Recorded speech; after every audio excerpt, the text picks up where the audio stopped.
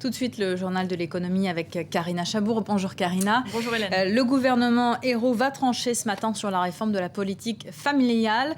Deux options sont sur la table, soit baisser les allocations, soit plafonner le quotient familial. L'objectif est de rétablir l'équilibre des comptes de la sécurité sociale d'ici 2016. L'an passé, le déficit atteignait 2,5 milliards d'euros. Dans les deux cas, les foyers les plus aisés sont visés. Les explications de nos confrères de France 2. L'objectif, c'est d'économiser 1 milliard d'euros pour la sécurité sociale. Première piste, baisser les allocations familiales de manière progressive.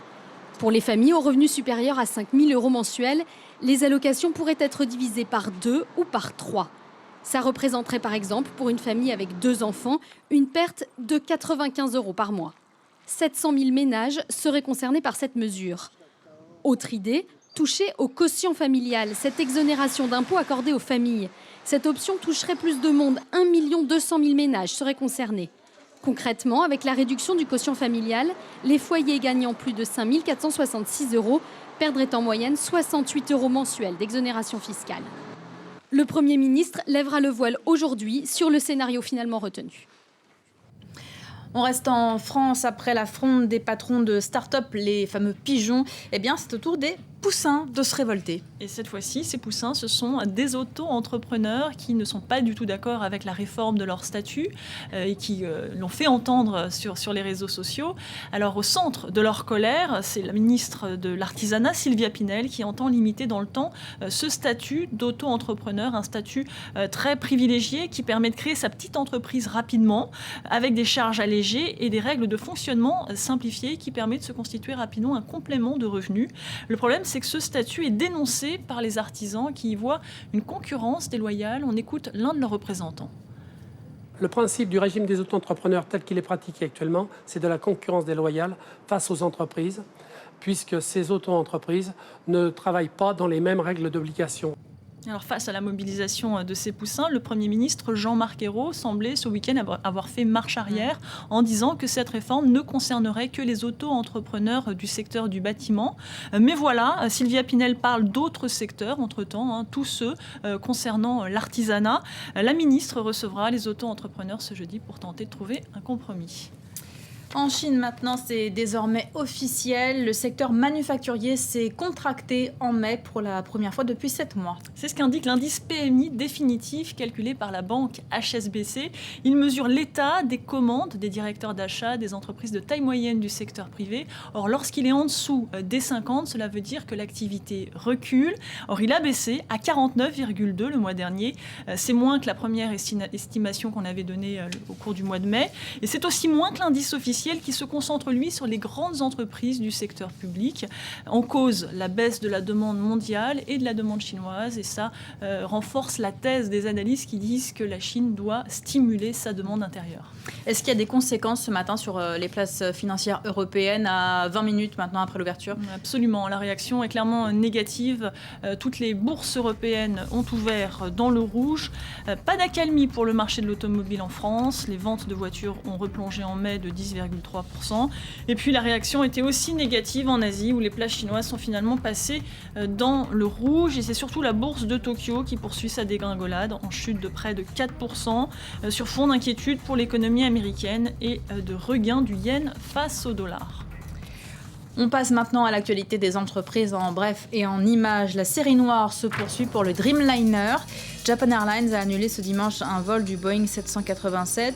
Le japonais invoque un défaut de capteur de pression dans l'une des batteries récemment renforcées de l'appareil. Si la batterie n'est pas en cause, ce nouvel incident intervient alors que la compagnie venait tout juste de remettre en service ses 787. Et puis All Nippon Airways pourrait passer sa première commande d'Airbus.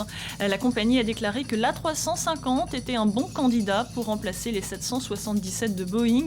Un contrat serait une excellente nouvelle pour l'avionnaire européen qui lutte depuis des années pour pénétrer le marché japonais. Malgré les scandales et les critiques, la finance continue de faire rêver les étudiants. La banque américaine Goldman Sachs a annoncé ce vendredi avoir reçu 17 000 candidatures de stage pour seulement 350 places disponibles. La perspective de salaire élevé explique largement cet engouement. L'an passé, la rémunération moyenne avoisinait les $400 000 en une hausse de 9% sur un an. Enfin, Google serait en passe de dépasser Apple sur le marché des applications. Le mois dernier, Apple annonçait avoir franchi le cap des 50 milliards d'applications téléchargées sur l'iPhone ou l'iPad, contre 48 milliards pour son grand rival. Mais chaque mois, ce sont 2,5 milliards d'applications Google qui sont téléchargées, contre 2 milliards pour la marque à la pomme. À ce rythme, Google aura vite fait de dépasser Apple. Apple qui joue sa réputation dans un procès qui s'ouvre aujourd'hui aux États-Unis. Le groupe informatique est accusé de s'être entendu avec 4 grands éditeurs pour augmenter le prix des e-books, ces livres électroniques disponibles sur l'iPad. Une affaire qui tombe mal pour la marque à la pomme alors que son image est déjà écornée aux États-Unis où elle est accusée d'évasion fiscale. Les explications de Clémence Dibou. Y a-t-il eu entente entre Apple et un cartel d'éditeurs pour augmenter le prix des livres électroniques au détriment du consommateur? C'est toute la question du procès qui s'ouvre ce lundi à New York. Parmi les 5 éditeurs impliqués, tous ont préféré régler l'affaire à l'amiable et verser quelques 170 millions de dollars d'amende et de dédommagement. Seul Apple refuse de transiger. « Nous n'avons rien fait de mal et nous allons nous battre », a fait savoir son patron Tim Cook la semaine dernière. Le marché du livre électronique, la marque à la pomme y est entrée en 2010 lors du lancement de sa tablette iPad. Un marché juteux en plein essor aux États-Unis. Il a pu atteindre 23% du chiffre d'affaires du secteur de l'édition en 2012, soit 1,6 milliard de dollars. En ligne de mire de la plupart des éditeurs, le quasi-monopole d'Amazon et de sa liseuse Kindle. En 2009, le géant américain contrôlait 90% du secteur. Une part aujourd'hui descendue à 60% après l'entente entre éditeurs et Apple pour faire gonfler les prix de 30%. Dans un document résumant sa défense, Apple invoque des conclusions déraisonnables à partir de preuves ambiguës. Les débats devraient durer 3 semaines avec des plaidoiries finales prévues le 20 juin. La semaine dernière, on vous parlait du lancement des City Bikes à New York. Eh bien, Moscou vient de faire de même avec ses propres Vélib, si on peut dire. Oui, ce sont des vélos donc en libre service disponibles depuis samedi. 150 pour commencer, d'autres devraient suivre assez rapidement. Et c'est un défi pour cette mégapole sans piste cyclable et connue pour ses nombreux embouteillages et ses accidents souvent très dangereux, sans parler du verglas en hiver. Mais pas de quoi décourager certains riverains résolument enthousiastes. On les écoute. À vrai dire, j'ai un peu peur, mais je connais plus ou moins le code de la route, donc je pense qu'on va trouver un terrain d'entente avec les automobilistes. Je pense que si ça se développe à Moscou, cela va avoir du succès, et les gens seront en meilleure santé. Il y aura moins de dangers sur les routes, moins d'embouteillages et moins d'accidents. Je connais plus ou moins le code de la route, c'est ce qu'il dit, ça laisse rien présager de bon. Pour finir, un morceau de mur s'est vendu pour $1 million. Oui, alors pas n'importe quel bout de mur, puisqu'il s'agit d'une œuvre de Banksy, l'artiste britannique. L'œuvre s'appelle Slave Labor et c'est un pochoir réalisé dans le nord de Londres. Son retrait avait créé un petit scandale dans le quartier. On en avait parlé dans le journal de l'économie. Sa vente aux enchères à Miami avait même été annulée au mois de février face à la mobilisation des autorités londoniennes qui exigeaient le retour de l'œuvre dans son pays. Finalement, c'est le propriétaire de l'immeuble qui a été autorisé à vendre ce mur lors d'une vente aux enchères. On ne connaît pas l'identité de l'acquéreur, mais les autorités n'en démordent toujours pas. On les écoute.